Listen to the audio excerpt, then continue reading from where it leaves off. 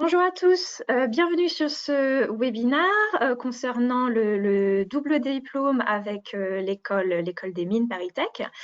Donc nous sommes là aujourd'hui pour vous présenter à vous, étudiants de SCP Business School, les conditions d'admission et le parcours du double diplôme des mines. Donc voilà, on va être là pour vraiment tout vous présenter, répondre aux questions. Alors, vous avez la possibilité de poser vos questions dans un chat. Voilà, normalement, sur le côté droit de l'écran, vous avez un champ. Donc, vraiment, n'hésitez pas à poser toutes les questions qui vous viennent à l'esprit. On est là pour ça. C'est pour ça qu'on fait ce genre de session d'information. Et vous recevrez le replay de cette session d'information au maximum d'ici 48 heures. Donc moi, je suis Hélène Frangeur, je suis responsable marketing pour le programme Grande École à ESCP. Et je vais laisser maintenant mes collègues se présenter. Bonjour à tous, je suis Anaïs Ravé, directrice des études du programme Grande École, pour ceux qui ne me connaîtraient pas encore. Ravie aujourd'hui de cet échange avec vous. Je passe la parole à Jamila. Bonjour à tous, merci à tous d'être venus aussi nombreux pour assister à ce webinaire. Je suis Jamila Sediki, je suis chargée de programme en scolarité Master 1 et si vous avez des questions plus tard et si on n'a pas pu y répondre pendant ce webinaire, voilà, je suis en charge des doubles diplômes avec nos écoles partenaires françaises. Peut-être on passe la parole à Mathieu. Oui, à monsieur Massi. Oui. Ou aux jeunes d'abord qui se présentent, parce que moi après quand je vais prendre la parole, je ne vais pas la lâcher tout de suite. Donc... Ok, mais alors j'ajouterai une petite chose avant. Donc Aïda et Samy, si vous voulez vous présenter, puis j'ajouterai une petite chose après. Bonjour, donc moi c'est Aïda et je suis étudiante en double diplôme et j'ai intégré les mines en septembre dernier. Donc voilà. Donc bonjour à tous, je m'appelle Samy Mdi, donc j'ai intégré le SCP en 2016 et les mines en 2018. Donc voilà, et si vous avez des questions aussi, vous pourrez m'envoyer plus tard et me contacter avec plaisir. En tout cas, merci beaucoup à vous deux et félicitations déjà d'avoir intégré ce parcours et de représenter nos deux écoles. Le partenariat avec les mines ParisTech, nous sommes très contents d'avoir signé depuis 2018. Je voudrais juste vous redonner les conditions d'éligibilité avant de commencer la présentation du programme. Donc pour les étudiants ESCP, pour y candidater, vous pouvez le faire pendant votre Master 1 ou après votre Master 1 si vous prenez une césure. En tout cas, il ne faut pas avoir commencé le Master 2 et c'est un programme qui remplacera votre Master 2 à ESCP. On prendra vos résultats des mines ParisTech pour votre diplomation ESCP. Un petit rappel, vous avez 4 ans au total pour remplir vos obligations du MIM. Donc, il faut compter les obligations que vous aurez aux mines, année de césure comprise, et vous faites le M1 à ESCP dans ces 4 ans. Il faut également avoir fait un semestre hors de Paris. Voilà, on a assoupli la règle pour ne pas vous obliger à faire tout le M1 hors de Paris, mais il faut faire au moins un semestre hors de Paris pour pouvoir remplir la condition de mobilité internationale avant de partir aux mines. Voilà, donc ça c'est pour ce qui concerne votre scolarité à ESCP. Ensuite, ça c'est les conditions d'éligibilité. Ensuite, toutes les questions sur vos dossiers et les critères recherchés par les mines, c'est notre collègue des mines qui va vous les présenter. Et donc Mathieu, je vous laisse la parole. Merci beaucoup. Donc Mathieu Mazière, effectivement, comme vous avez dit, merci à tout le monde d'être présent. Je suis professeur de mécanique, moi, une discipline qui n'est pas trop enseignée en école de commerce de base. Pour ceux qui connaissent pas trop, c'est un peu la prolongation de la techno que vous faisiez au collège, qui après s'appelle sciences industrielles au lycée, et puis qui revient en fait dans les prépas scientifiques, dans la matière qu'on appelle sciences industrielles, et dans les classes préparatoires PCSI, MPSI, c'est le SI de ces classes-là. Et c'est assez proche de la physique en fait, vu de loin. Et je suis également directeur des études du cycle ingénieur de l'école des mines de Paris.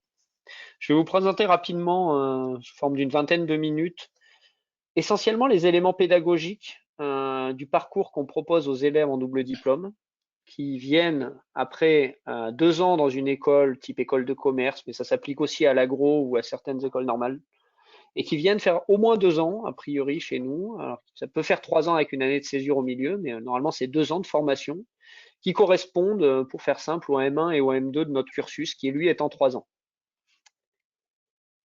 Alors, ah oui, c'est pas moi qui ai la main pour passer les slides, mince. Donc, je peux bien passer au slide suivant, si vous voulez. Voilà. Donc, un peu d'histoire d'habitude.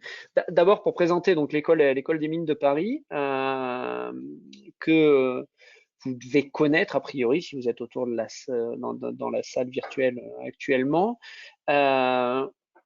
Juste pour info, avant de commencer, donc c'est une école qui est encore dans Paris, hein. Comme le SCP, on a la chance d'être encore à l'intérieur du périph. On est rive gauche, nous, c'est ça la différence. À peu près, c'est au niveau du jardin du Luxembourg. Je ne sais pas si vous voyez, mais la prochaine fois que vous passerez sur le boulevard Saint-Michel, vous regardez juste après ou juste avant, en fonction de passer le long du jardin du Luxembourg. Bah voilà, c'est le grand bâtiment qui est là avec un drapeau français sur la devanture. Et vous verrez tout à l'heure, je vous montrerai, on est tellement proche du jardin du Luxembourg qu'on partage une partie du jardin. Enfin, on a un petit jardin privé qui est une partie historique du jardin du Luxembourg.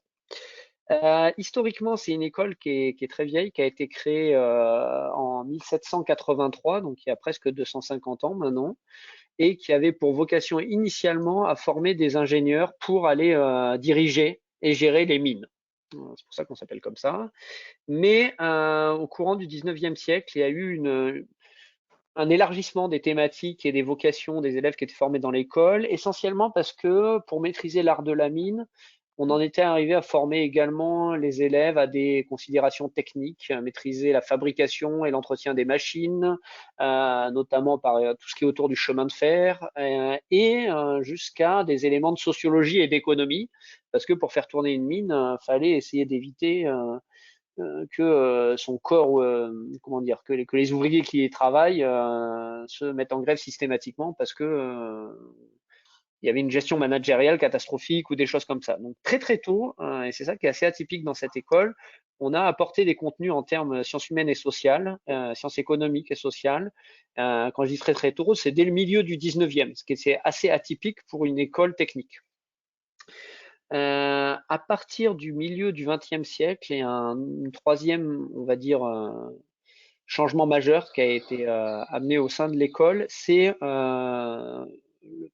le fait de baser toutes les formations sur des concepts liés à la recherche, avec la création d'une entité qui s'appelle Armin et qui permet de faire de la recherche partenariale avec l'industrie. Et c'est encore une des caractéristiques assez spécifiques de l'école à l'heure actuelle, c'est le fait d'avoir énormément d'enseignants-chercheurs. Il y a plus de 250 enseignants-chercheurs au sein de l'école et qui beaucoup font de la recherche en partenariat avec les entreprises du secteur privé, mais pas que, des grandes, des petites, des moyennes, sur différentes thématiques. Et ça permet en fait plusieurs choses. Ça permet d'avoir des gens qui, quand ils font les enseignements, sont au contact du monde industriel et de ses problématiques. Ça permet d'avoir un réseau auprès du monde industriel pour pouvoir proposer des stages et des emplois aux élèves. Et ça permet de créer via tout ça un espèce d'écosystème qui est assez propice pour comment dire tout ce qui est autour de d'un espèce de triptyque formation académique, formation appliquée et formation en entreprise. Et donc, il y a vraiment ces trois composantes dans notre formation, hein. Il y a un socle théorique, on l'applique en école et puis on va l'appliquer chez les partenaires. Le cursus que je vais vous présenter là, c'est un cursus qui évolue régulièrement, qui a évolué récemment, ce qui fait que Samy, par exemple, n'est pas passé par les mêmes semestres que Aïda, puisqu'il est sur encore une ancienne maquette là où Aïda, elle, va profiter, enfin commence à profiter depuis le début de l'année de la nouvelle maquette qui a été mise en place récemment. Et il y a certains éléments qui sont là, mais que je vais passer pour pas faire trop long.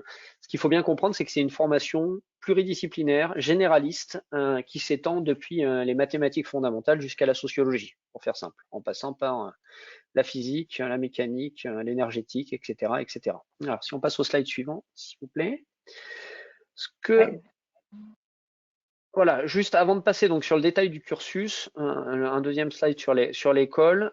On est un établissement qui est en tutelle non pas du ministère de l'Enseignement supérieur, mais du ministère de l'Industrie. C'est ce qui explique du coup ce que j'ai dit tout à l'heure, qui fait beaucoup de recherches en partenariat. Et puis on est membre donc de PSL. Ça, je ne sais pas si vous êtes familier avec les regroupements d'établissements.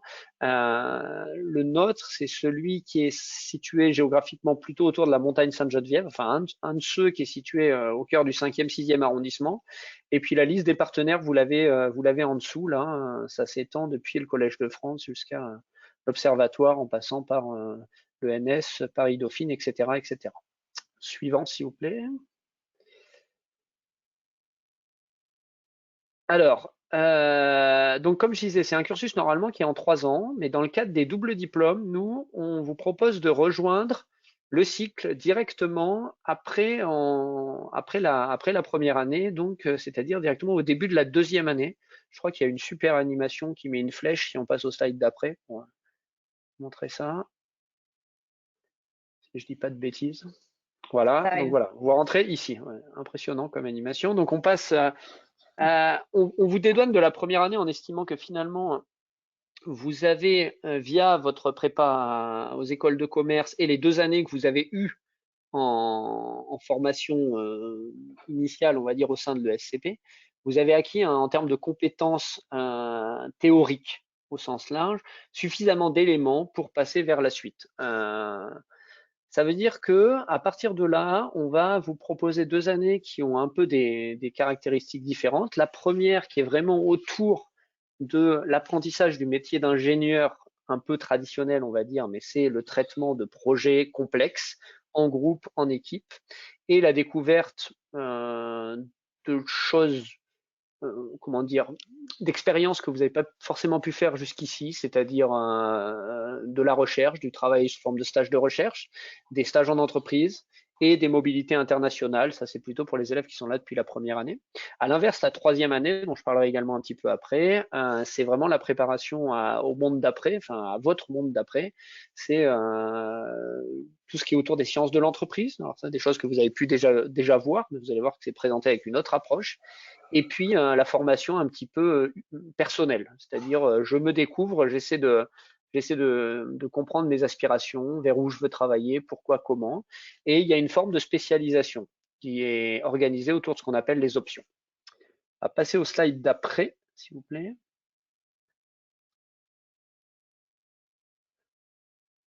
Alors, la deuxième année, je vais vraiment essayer d'être assez concis, quitte à répondre à des questions plutôt par la suite.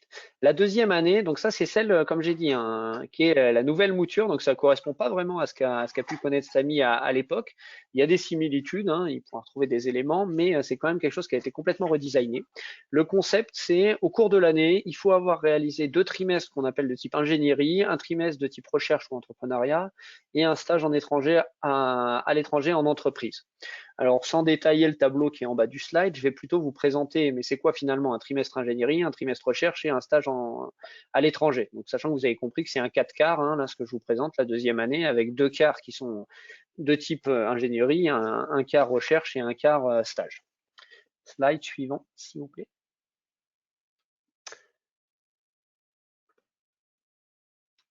Alors ça, on peut passer, c'est les volumes horaires, s'il y en a qui veulent regarder précisément finalement combien il y a d'heures de cours pour tel module, en présentiel, en autonomie, etc. Alors un trimestre ingénierie, c'est quoi? C'est un trimestre qui est centré autour d'un projet d'ingénierie. Il n'y a pas que ça, hein, puisque ça occupe 9/15e seulement du volume et du temps. Le reste étant occupé soit par des langues, soit par des enseignements au choix complètement libres, qui peuvent être du domaine aussi bien du machine learning que de la sociologie des organisations. Donc ça, c'est, on va dire, des enseignements électifs pour parfaire votre culture dans le domaine que vous voulez. Et il n'y a absolument aucune consigne là-dessus. Vous prenez ce que vous avez envie. C'est vraiment à votre bon vouloir. Les projets d'ingénierie, c'est ce qu'occupe 9/15e donc de ces espèces de trimestres. Et le principe, c'est de vous faire travailler en équipe avec comme objectif, sur une période de 2 mois, la réalisation d'un prototype qui fonctionne. Parce que quand je présente ce projet, souvent, je le dis en l'accent autour de l'évaluation. Hein. Le but du jeu, c'est pas tellement que vous ayez fait un beau projet sur le papier, c'est qu'à la fin, il marche. Donc en gros, si le robot il marche, il y a une bonne note. Si le robot il marche pas, vous n'avez pas une bonne note. Et à la limite, je m'en fous de savoir comment vous avez fait, est-ce que les équations, elles étaient justes ou pas. L'important, c'est qu'ils fonctionnent suivant le cahier des charges.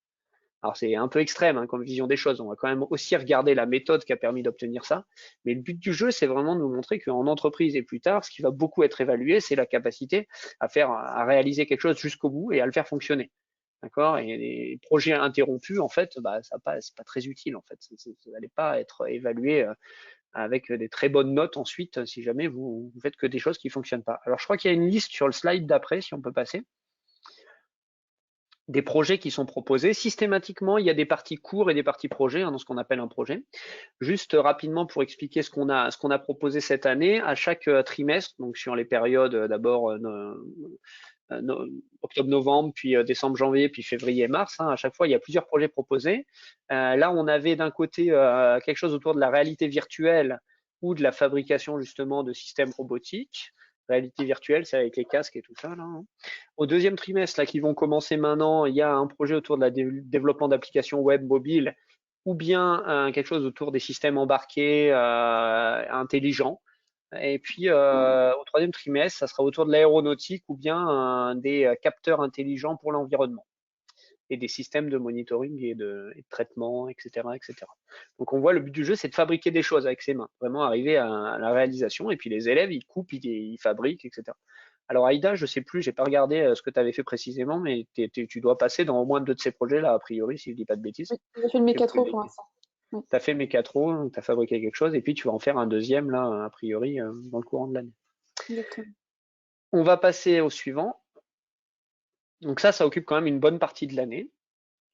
C'est une forme d'enseignement qui est assez sympa, parce qu'on n'est plus trop sur un format court TD au tableau, hein. Il y en a un petit peu, mais c'est quand même aussi beaucoup de travail en autonomie, en petits groupes, et c'est assez adapté aux aspirations des élèves qui sont au niveau équivalent M1. Il y a forcément un travail de recherche qui est proposé et qui occupe un trimestre, avec une formation adéquate, un cours de spécialisation avancée sur la thématique de recherche et des séminaires.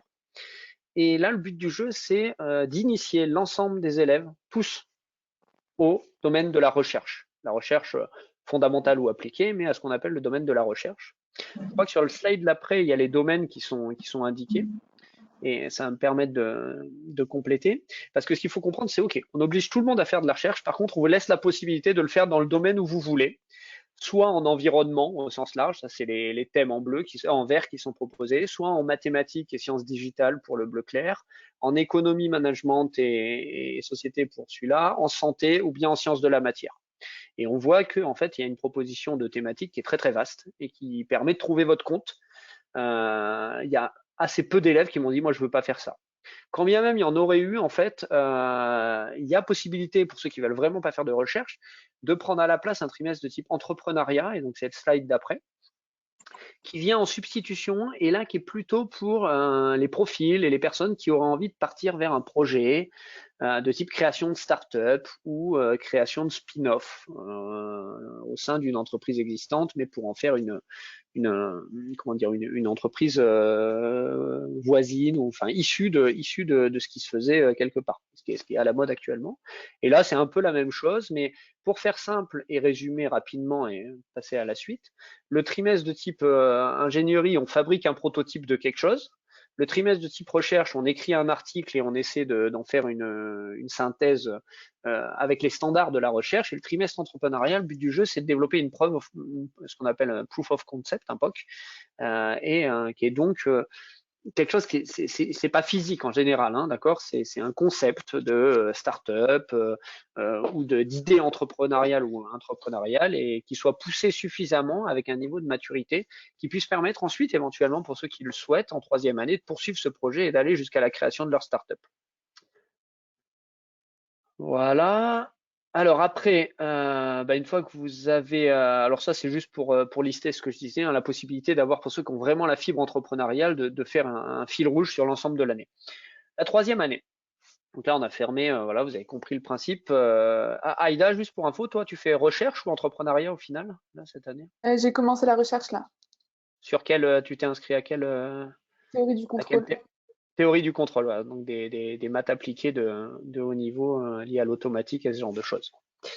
La troisième année, Donc ça, c'est une année de formation qui, comme je l'ai dit, cherche à faire la charnière vers la suite de la carrière, le monde de l'entreprise et tout ce qui va avec. Et d'accompagner, il y a beaucoup d'éléments d'accompagnement des élèves pour les aider à faire leur choix de début de carrière et même plus généralement des éléments autour de la connaissance de soi, de la formation personnelle. Et donc, alors, au niveau des briques fondamentales, il y a donc cette fameuse option qui est en bas, qui occupe un certain nombre d'heures de cours au premier semestre et de stages au deuxième semestre. Il y a encore un bon volume d'enseignement au choix, pareil, complètement libre. Vous pouvez faire que des maths ou bien papillonner depuis les maths jusqu'à la sociologie, je me répète, mais c'est vraiment un élément important. Et puis il y a les éléments de tronc commun qui sont vraiment de deux types, sciences de l'entreprise et ouverture vers la société. Quand je dis ouverture vers la société, c'est qu'on va faire des séminaires sur les questions de transition énergétique. On va avoir des conférences scientifiques de haut niveau sur des thèmes divers et variés. Il y aura un cours de controverse qui va être proposé, qui est pour essayer d'avoir une approche globale et systémique des problématiques. Pour résumer un peu, je dirais qu'en première année, on met toutes les matières les unes à côté des autres, puis on étudie, puis on fait un peu d'initiation sous forme projet où on les mélange. En deuxième année, on est vraiment là où on mélange les problèmes, les matières techniques du moins entre elles pour montrer qu'on sait fabriquer des choses. Et en troisième année, on monte encore d'un volume en mélangeant un peu l'ensemble des matières. Parce que pour aborder la question de l'environnement ou de la transition, par exemple, c'est vrai qu'il faut aussi bien maîtriser des éléments de physique fondamentaux pour comprendre les questions de climat, par exemple, ces choses-là, jusqu'à des questions d'acceptation sociologique pour comprendre pourquoi les gens, alors qu'on leur a expliqué que climatiquement parlant, on était dans une voie catastrophique, et ben tout le monde continue à prendre sa voiture tout seul, sans problème. Donc il y a ce côté vraiment systémique qui est présenté et on essaie d'aborder pour amener les gens à avoir une bonne compréhension des problèmes de demain. Alors, je ne sais plus ce qu'il y a exactement après, mais je pense qu'on peut passer au slide suivant sur la troisième année. Où, voilà, c'est juste pareil, vous pourrez aller regarder les transparents ensuite. En gros, pour les sciences de l'entreprise, c'est du droit et de la gestion. Et si on passe au suivant, pour ce qui est plutôt autour, on va dire, de l'accomplissement de l'ingénieur et du citoyen, c'est des cours un peu plus généraux, des cycles de conférences et un serious game qui va être développé à partir de l'an prochain sur les questions de gestion des crises. Parce qu'on a remarqué, surtout dans le contexte actuel, que c'était pas une compétence très bien partagée, y compris à très haut niveau. Et donc, on estime que ça serait pertinent de former tous les élèves de troisième année à avoir les bons réflexes dans des problématiques de type gestion de crise. Donc, c'est ça qui est caché derrière le vocable serious game. Slide suivant, s'il vous plaît. Je pense que j'arrive quasiment à la fin, donc après, je pourrais répondre à des questions. Alors, juste pour info, Samy, toi, tu es en quelle option, du coup, avant de passer au général? Déjà, tu peux me rappeler? Moi, je suis en option Mareva. Mareva, donc pareil, plutôt maths appli. Je n'ai pas trop parlé des options, il faudrait que je rajoute un slide éventuellement dessus. Il y a 18 options qui sont proposées, pareil, qui vont sur des domaines très variés, qui sont regroupées à la louche en 3 domaines. Un autour des mathématiques et mathématiques appliquées, donc c'est un gros pôle dans lequel il y a notamment l'option Mareva, mais également d'autres autour des statistiques ou du big data, etc., du machine learning. Il y a un deuxième bloc qui est autour des sciences de la matière, plutôt de la physique, de l'énergétique et des choses comme ça, et des matériaux, par exemple. Puis on a une troisième autour des questions d'économie, de sciences économiques et sociales. Alors c'est vrai qu'historiquement, on avait tendance à conseiller, voire à forcer aux élèves qui venaient en double diplôme des écoles de commerce d'aller vers les options de sciences économiques et sociales. Mais depuis quelques années et avec succès, on a complètement ouvert les portes. Et bon, je suis pas persuadé qu'aller en option matériaux soit vraiment très pertinent pour quelqu'un qui a un double diplôme depuis une école de commerce, mais j'ai envie de dire pourquoi pas. Et ce qu'on remarque, c'est que par contre, et on le voit avec Aïda et avec Samy, il y a beaucoup d'élèves qui se dirigent pour compléter leur formation plutôt vers des domaines autour des maths appliquées de haut niveau. Et j'ai envie de dire, c'est très bien, ça va vraiment faire une vraie double compétence. Parce que c'est vrai que venir à l'école des mines pour faire de l'économie quand on vient de l'ESCP, c'est pas forcément hyper pertinent. Donc, je conseillerais même plutôt maintenant d'aller essayer d'explorer quelque chose d'autre. Et que ça serait vraiment la vraie plus-value qu'on pourrait avoir à faire un double diplôme de ce type-là. Parce que ça marquerait une vraie double compétence plutôt qu'un double diplôme apparent sur le papier, j'ai envie de dire. même si de toute façon, avec le programme qu'on prévoit, vous serez obligé de faire à un moment ou à un autre des mathématiques, un peu de physique, etc. Voilà. Alors pour finir, je crois qu'il me reste 2 slides. Au final, à la fin, en sortant, ce qu'on voit, c'est que les élèves, on leur demande, non, je vais juste reprendre celui d'avant pour, s'il veut bien, qu'il ne reste pas coincé. Les compétences vraiment spécifiques qu'on défend nous, au niveau de l'école comme étant un peu caractéristiques, celui d'après, sur où il y a les trois.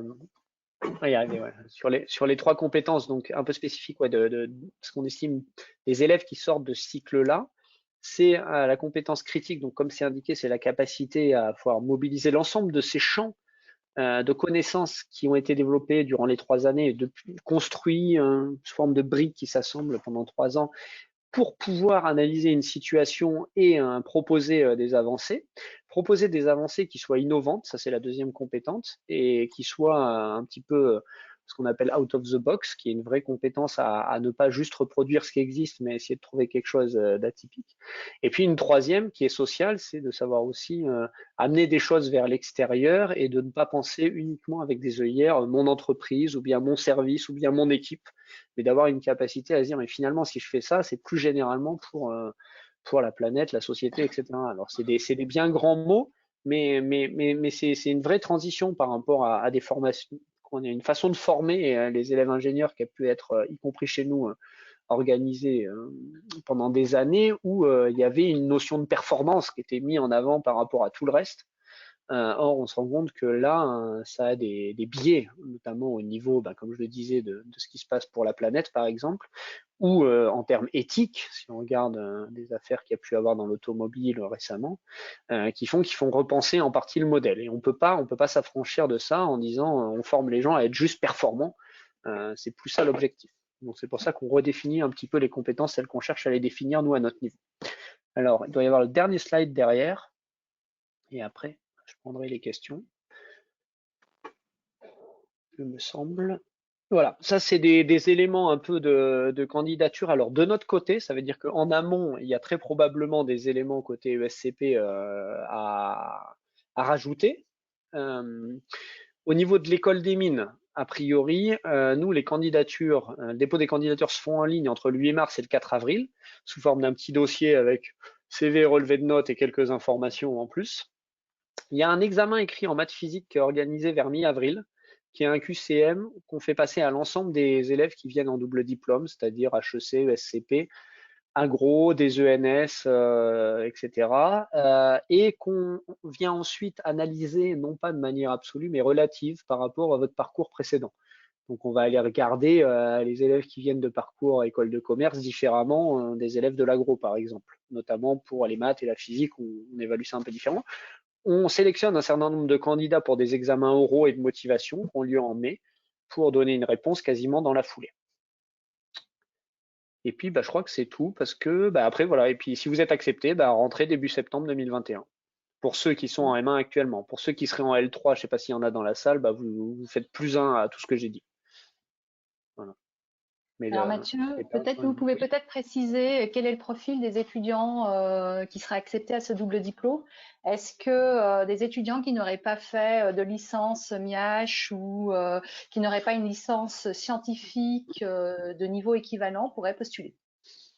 Alors, déjà, on avait dans la convention, c'est indiqué qu'il faut nécessairement une licence MIH. Mais en vrai, et ce que j'ai dit depuis le début du double diplôme, c'est plutôt une incitation forte à faire cette formation-là.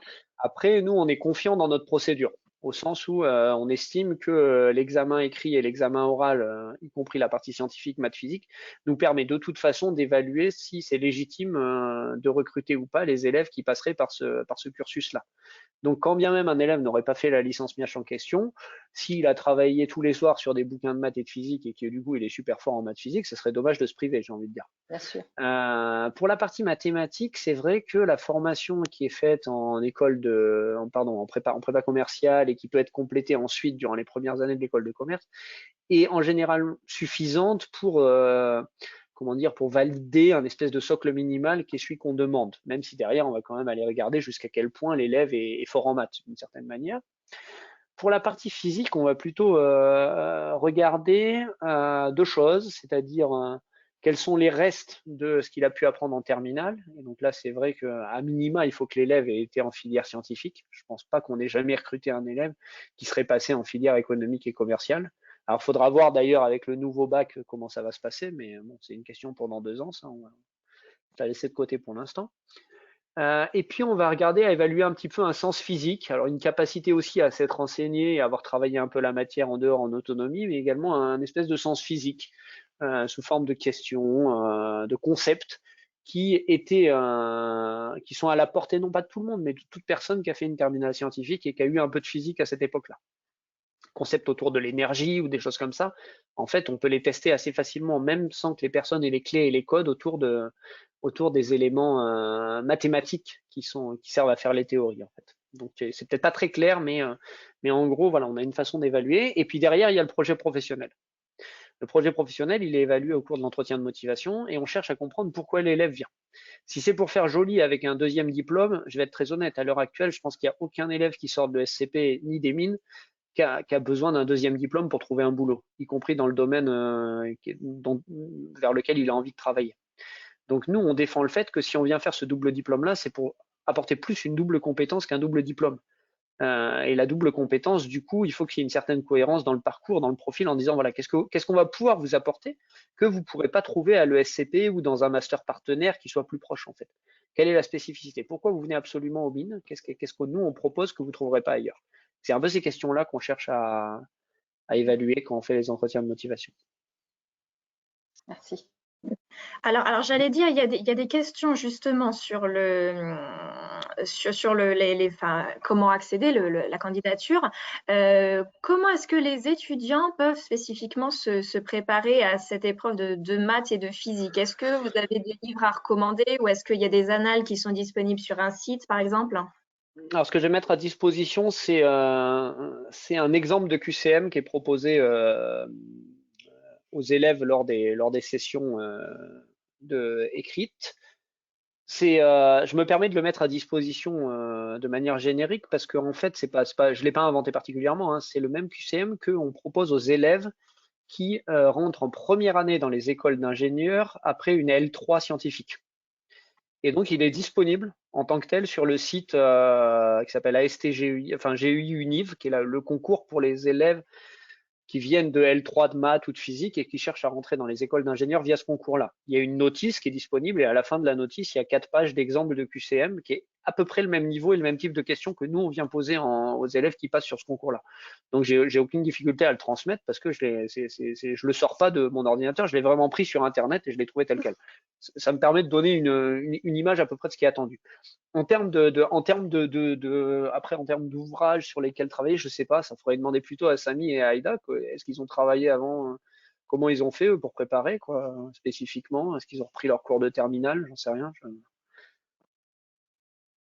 Aïda, Samy, vous avez des conseils là-dessus? Moi, ce que je pourrais conseiller, c'est de donc revoir le cours de terminale avec un manuel, celui qu'on avait potentiellement.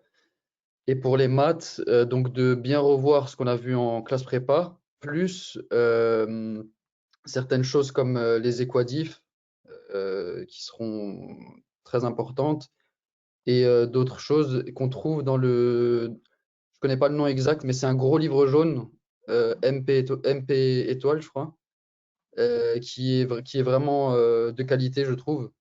Euh, je, je pense que les gens savent de quel je parle. Il y en a un en ECS qui est rouge. Voilà. Donc c'est les deux livres sur lesquels j'ai travaillé personnellement. Et sinon, oui, Aïda. ouais, pour les maths aussi, c'est exactement ce qu'il a dit. J'avais travaillé, je crois, sur ce bouquin-là, c'est le MP, le jaune, là, le gros bouquin. Et sinon, en niveau physique, peut-être, bon, voilà, travailler à partir d'un manuel pour la terminale, mais après, ça peut être une bonne idée juste de vraiment approfondir pour comprendre comment ça marche et pas juste voir les concepts, mais vraiment essayer de. Parce qu'à l'oral, par exemple, c'est vraiment une discussion. Et donc, le professeur essaie vraiment d'aller en profondeur pour comprendre est-ce qu'on a vraiment assimilé le concept, comment on peut l'appliquer à autre chose. Donc, voilà. Je voulais préciser pour nos auditeurs et nos auditrices que cet exemple de test est disponible sur la page intranet Mines Paris Tech. Donc, ils peuvent la télécharger. Super. Alors, bon, c'est bien, on commence à avoir pas mal de questions, donc n'hésitez pas à les poser dans le chat. Alors, ça va peut-être plus pour Anaïs Ravet. Est-ce que ce double diplôme est accessible uniquement pour les élèves qui sortent de classes préparatoires, donc qui ont fait un pré-master, ou est-ce que quelqu'un qui est entré en admission parallèle est éligible et peut intégrer?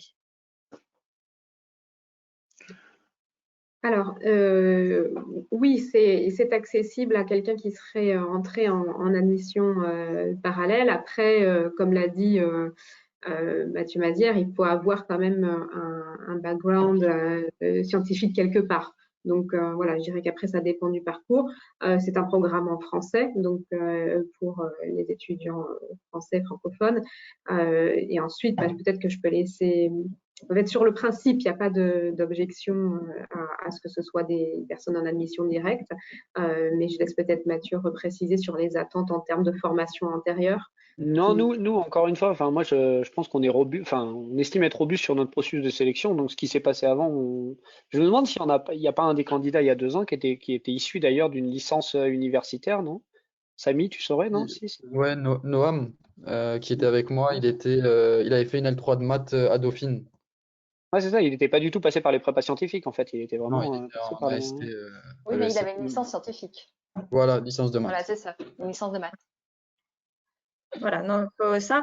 Et donc, il y a une question spécifique là-dessus. Il faut parler couramment le français pour assister aux cours. Par contre, il n'y a pas d'exigence au niveau de la nationalité ou le fait d'être entré en admission parallèle française ou internationale. Non, alors c'est vrai qu'après, pardon. Le cycle, il est francophone, enfin, il est ouvertement francophone, hein. On est vraiment sur quelque chose qui peut paraître anachronique, mais qui, moi, à mon avis, n'est pas tant que ça dans le contexte actuel. Au contraire, je pense que il va falloir réaffirmer aussi des cycles de ce type-là francophones, étant donné les évolutions géopolitiques, démographiques, etc. Donc, celui-là, ça paraît compliqué à quelqu'un qui maîtriserait pas du tout le français de le rejoindre. Sur les Après, on a admissions beaucoup internationales, c'est un élément sur lequel on fait assez attention, quoi. parce qu'on a beaucoup d'étudiants aussi francophones dans nos admissions internationales. Donc, Oui. c'est pour ça. Ça pose pas de problème, ça, du coup, a priori. Oui. D'accord. Alors, il y a une question plus sur la durée du MIM à l'ESCP avec les césures. Est-ce qu'on est éligible si on a fait 1 an et demi ou 2 ans de césure à l'ESCP entre le M1 et le M2? Non. Alors, vas-y, Jamila. Oui. Je vais répondre que ça dépend. 2 ans de césure, non, parce que ça ferait 3 ans et donc ça laisserait qu'une année pour faire mine Paritech, ce qui n'est pas possible. Et 1 an et demi, ça n'est pas possible non plus, puisque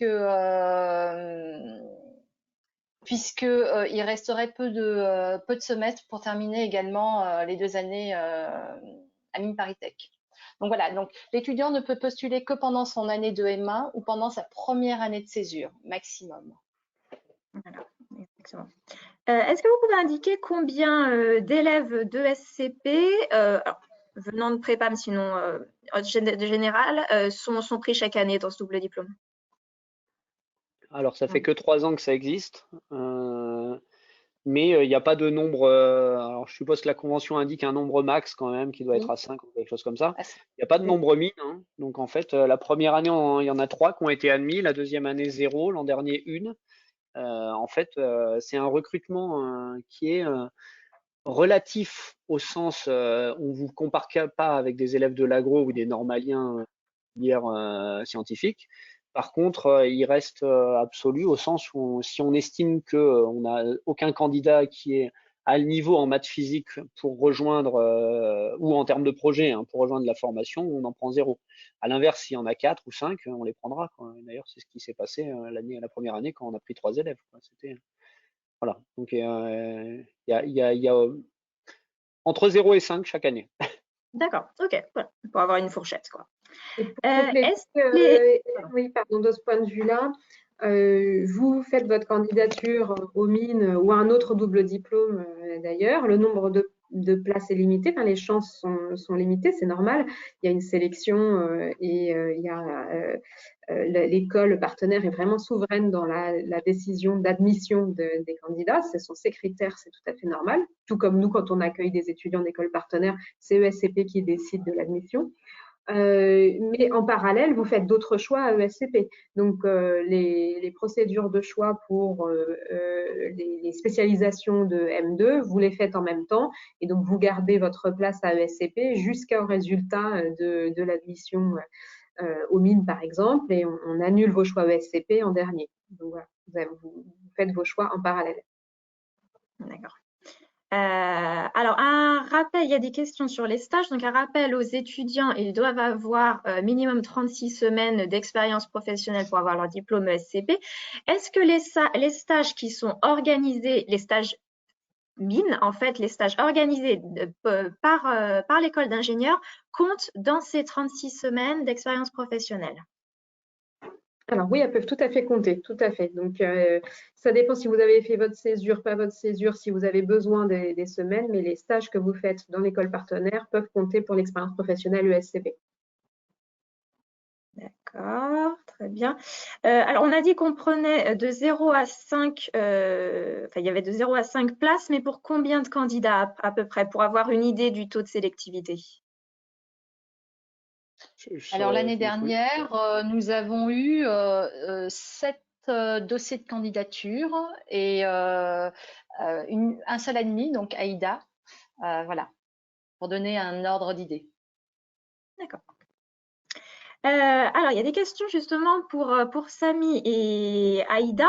Est-ce que la préparation que vous avez faite pour le double diplôme, donc en maths et en physique, est-ce que ça a été suffisant pour vous sentir à l'aise en cours, ou alors est-ce que vous sentez qu'il faut encore voilà, travailler plus pour se sentir à l'aise?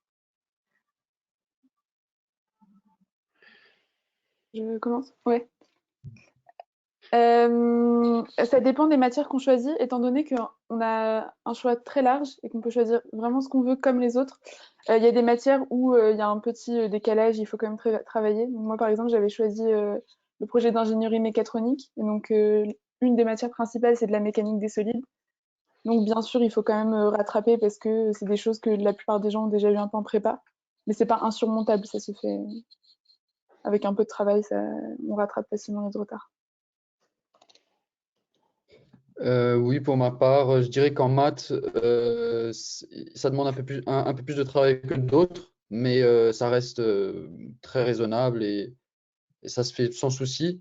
En physique, je trouvais personnellement que c'était plus compliqué. Comme on avait une matière qui c'est radioactivité, donc on part de zéro et il faut vraiment beaucoup plus travailler que les autres, je dirais. Mais ça se fait aussi. Donc, je dirais que ça dépend. En maths, voilà, on a plus d'avance, même si on a du retard. Et physique, voilà, plus de retard, je dirais pour ma part, mais avec du travail, vraiment, c'est pas quelque chose d'insurmontable du tout, hein, vraiment. Voilà. En plus, Mais il faut que les candidats soient bien conscients que c'est quand même une charge de travail conséquente, quoi. sur le cursus qu'avait pu avoir Samy en deuxième année, il y avait encore à l'époque des troncs communs scientifiques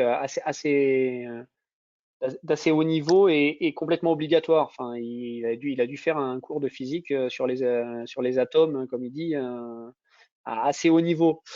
C'est moins le cas maintenant où va continuer à y en avoir potentiellement, comme dit Aïda, sur typiquement la mécanique du solide, mais ça va être plus que 1 ou 2 cours dans l'année. Où, à mon avis, vous allez avoir ce problème-là. Donc, voilà, faut s'y mettre et puis ça passe. Juste une petite chose, les professeurs sont vraiment conciliants sur cet aspect-là. Donc, par exemple, en mécanique du solide, le prof nous a assuré un petit rattrapage pour les élèves AST, donc il n'y a vraiment pas de souci. Il faut travailler, mais on est accompagné. D'accord. Très bien. Alors, il y a une question assez spécifique. Quel est l'intérêt de ce double diplôme ESCP-MIM alors que quelqu'un qui est en pré-master à l'ESCP et inscrit en L3 à la fac peut passer le concours GEI Univ et entrer à MIM ParisTech en M1? Alors, non, en fait, on ne peut pas rentrer en M1. C'est le concours GUI-NIF pour les élèves qui sortent de L3, on les admet uniquement en première année d'école. Donc c'est pour des élèves qui voudraient faire les 3 années complètes du cursus. Alors ça doit être une erreur qui est indiquée sur le sur le site de GUI-NIF.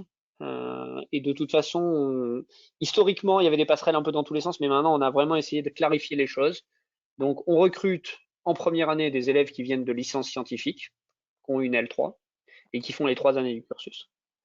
Et on recrute en deuxième année uniquement des élèves qui sont issus des partenaires sous forme de double diplôme en France. Et on a vraiment splitté les deux. Donc on n'a aucun partenaire français où on fait rentrer en première année et on n'a aucun concours d'admission universitaire qui fait rentrer en deuxième année.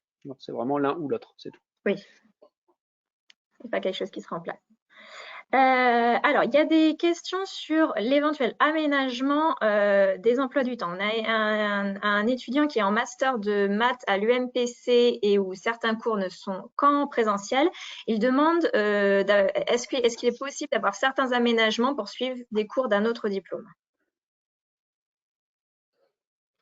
Je suis pas sûr de bien comprendre la question. Sur le fond, moi, je suis pas hyper fan des triples ou des quadruples diplômes, hein. Déjà, de base, au bout d'un moment, on en finit par faire le général de l'armée mexicaine avec plein de médailles, mais on sait plus trop du coup finalement qu'est-ce que l'élève a vraiment suivi jusqu'au bout et c'est quoi son profil. Donc encore une fois, comme je l'ai dit, quelqu'un qui me poserait ce genre de questions en entretien de motivation, je commencerai dès le début à avoir des doutes sur le projet personnel et professionnel. Je pense qu'en vrai, dupliquer une école de commerce avec un master scientifique de haut niveau en apprentissage ou quelque chose comme ça, c'est quelque chose de très bien.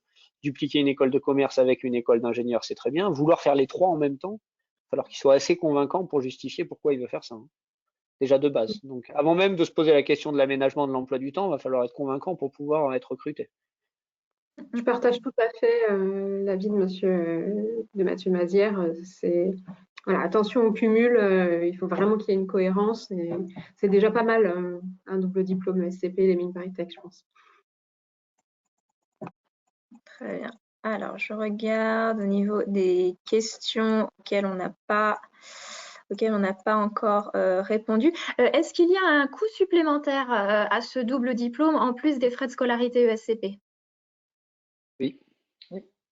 Alors, je ne sais pas qui va répondre. Nous, globalement, vous faites 2 années à l'école des mines et donc vous payez 2 fois 3 500 €. Si vous faites une année de césure en plus entre les 2 années d'enseignement, l'année de césure, on vous demande de payer 1 750 € au titre de l'accompagnement, du suivi, des conventions et de tout ce qui est mis en place durant cette année-là. Donc en fonction, ça fait entre 7 000 et 8 000 € les 2 ou 3 ans. 8 500 quoi. Après, côté ESCP, je ne sais pas, c'est Jamila de Côté répondre. ESCP, les frais de scolarité sont maintenus. Vous devez payer les frais de scolarité pour l'intégralité de votre programme. Comme si vous aviez fait votre M2 à ESCP. Voilà. Et si toutefois il y avait une année de césure en plus des 2 ans chez Mines ParisTech, il y a des frais d'inscription à régler à l'ESCP en plus. Ce qu'a décrit M. Mazière, la même chose, hein, le maintien de votre statut étudiant à ESCP, l'accès aux services ESCP. Donc, vous avez les frais d'inscription qui restent maintenus pour toute année académique où vous êtes inscrit à ESCP.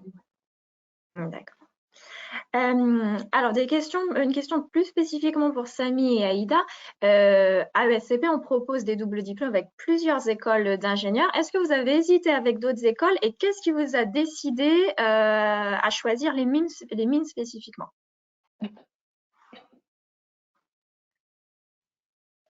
Vas-y, je t'en prie. Donc il y a le DD avec Centrale. Donc moi, j'avais pas du tout hésité. J'étais allée à la présentation de Centrale pendant l'après-master. Et je préférais à la fois l'accompagnement des mines, les cours proposés, et ça correspondait plus à mon projet professionnel. Donc j'ai pas postulé à Centrale. Et j'ai attendu la fin du M1 pour passer les mines. Donc après, voilà, c'est un risque à prendre étant donné que voilà, Centrale, il y a des personnes qui préfèrent tenter Centrale étant donné que c'est en première année et que s'ils l'ont pas, ils peuvent tester après autre chose, mais voilà. Oui, donc pour ma part, voilà, Centrale, on le passe en première année. En PMY, il faut préciser pour Ouais, les étudiants de Midi prémaster, Rep, voilà, en pré-master. Voilà.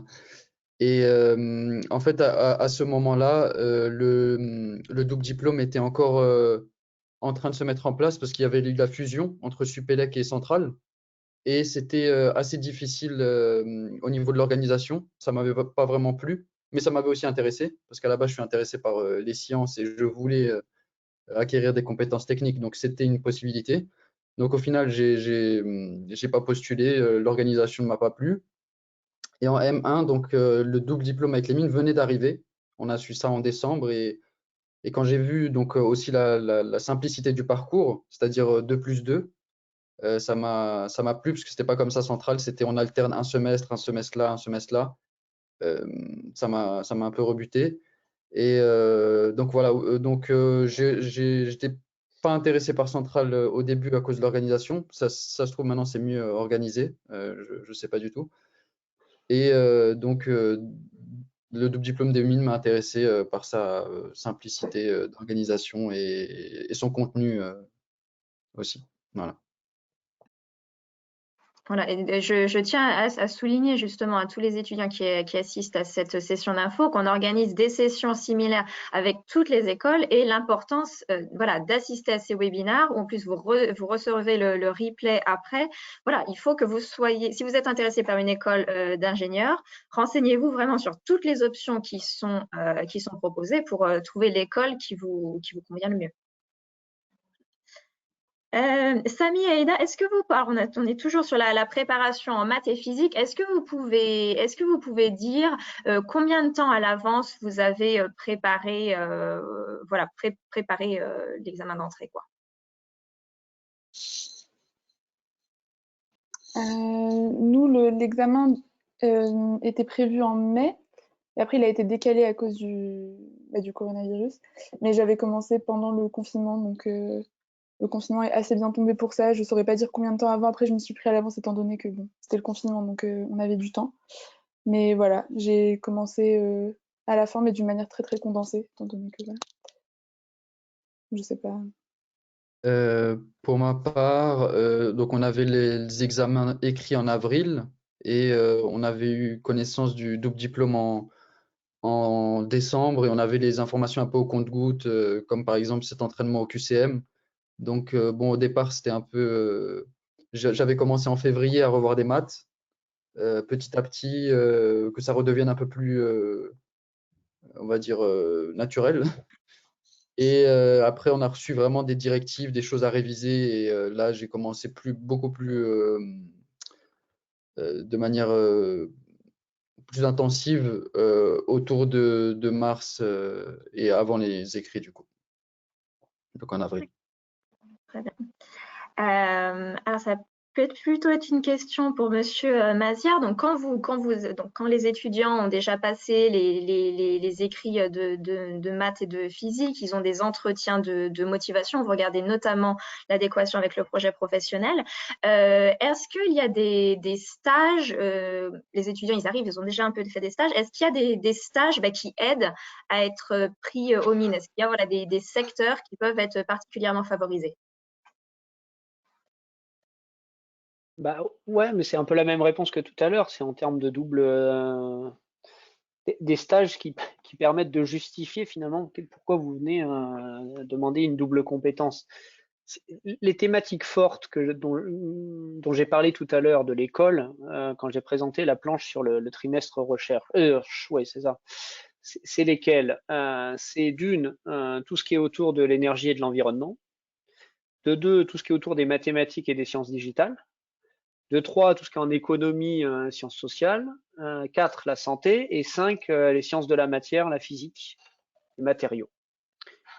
C'est évident, alors à l'exception d'économie, management de société, que si vous avez été amené à faire des stages au préalable dans votre cursus sur une des 4 autres thématiques et que vous arrivez en entretien en disant bah oui, et je me suis rendu compte que il me fallait des compétences scientifiques supplémentaires dans ce domaine-là parce que je veux absolument aller travailler dans le domaine des énergies renouvelables ou dans la santé ou etc. Et que je me rends compte que le SCP ne pourra pas m'apporter ces compétences-là, sans jugement de valeur sur la formation qui peut être proposée par ailleurs en M2 dans les différents parcours de l'ESCP. Hein. C'est vraiment, j'ai envie de dire, chacun ses spécialités, quoi. ben, c'est évident que ça va donner du poids à votre démarche. Et puis, le plus précis vous allez pouvoir être sur cette question-là, le plus pertinent, ça va apparaître en entretien.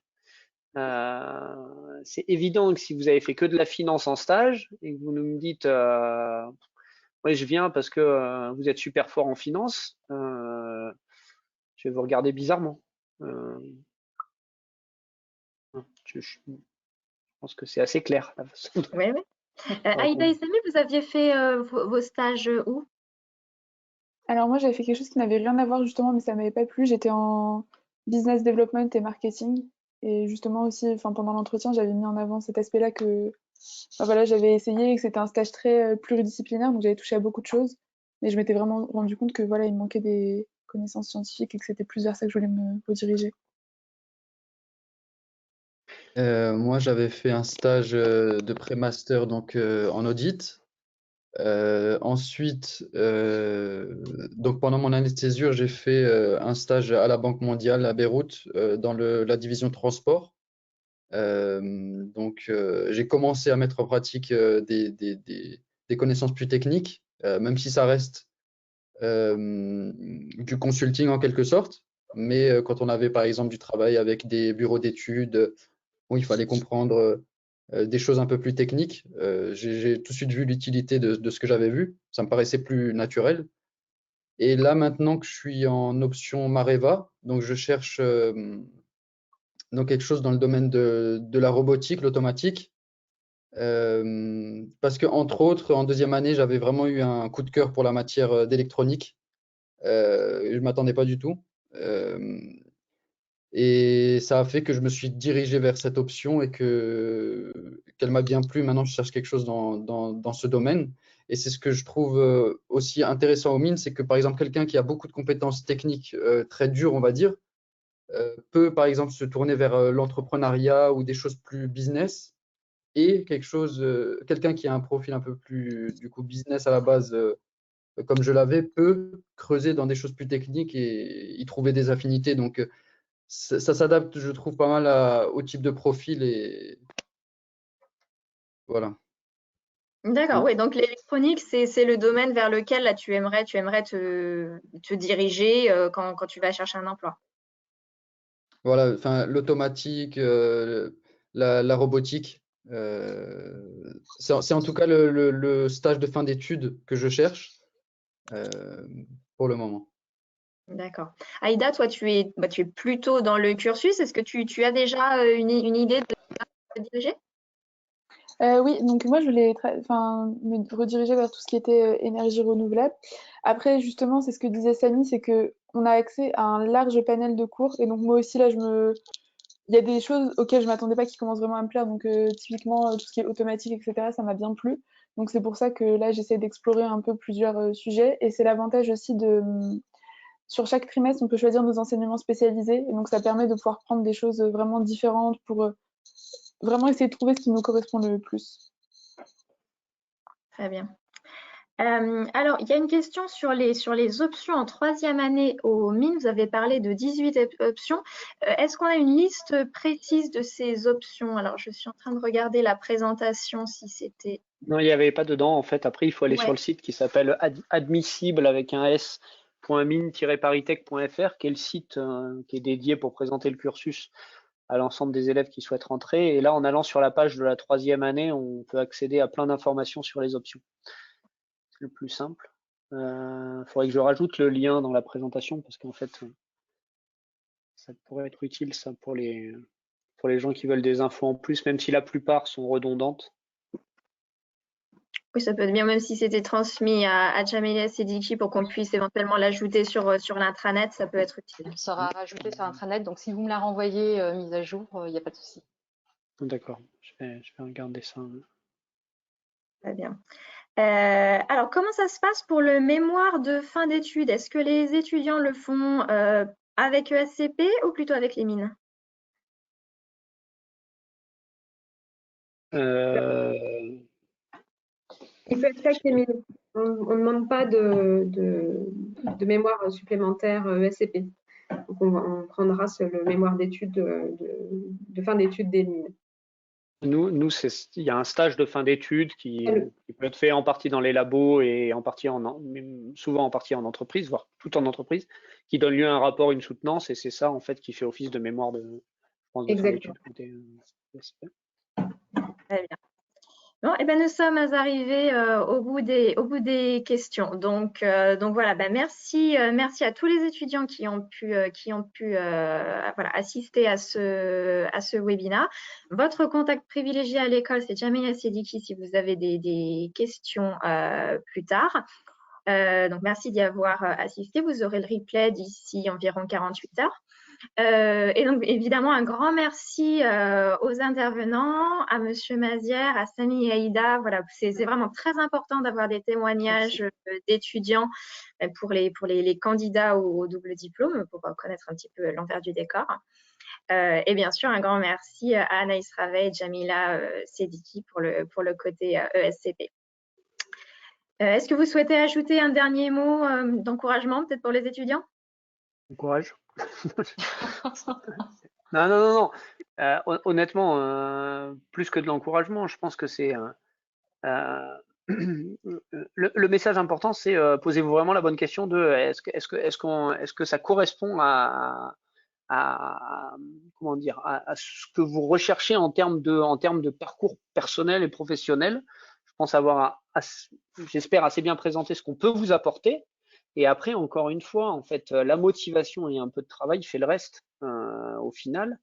Mais nous, on est très contents d'avoir les élèves qui sont là et puis ceux qui sont pas là, qui nous ont rejoints. Et pour finir, je dirais le meilleur exemple que je vois qu'on réussit nos recrutements, c'est quand je regarde en fin de troisième année et que je me souviens plus d'où ils viennent. Et là, c'est vrai que comme ils sont là, je sais que c'est eux, mais c'est vrai que Samy, il y a un mois, je le croisais dans les couloirs.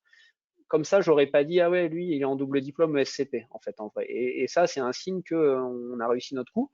Sur ceux qui sont passés, on est là-dessus. Je saurais même pas dire qui est le troisième. Donc c'est pour dire qu'en fait voilà, ils sont complètement intégrés dans ce parcours-là et ça veut dire que ça fait du sens. Oui, complètement, et je rejoins tout à fait ce que dit Mathieu Mazière. C'est vraiment l'idée de tous ces doubles parcours, et c'est un enrichissement, de multiplier et d'hybrider les compétences. Il faut que ça corresponde à un projet chez vous, que ce soit vraiment cohérent et que ce soit par rapport à ce que vous vouliez faire et pas par rapport à ce que vous voulez afficher sur un CV. Voilà, mais les possibilités sont nombreuses. Merci beaucoup et bravo à Aïda et Samy. On est très fiers de vous. Donc, on attend de voir la suite, ce que ça va donner. Et bon courage à tous ceux qui sont dans le parcours.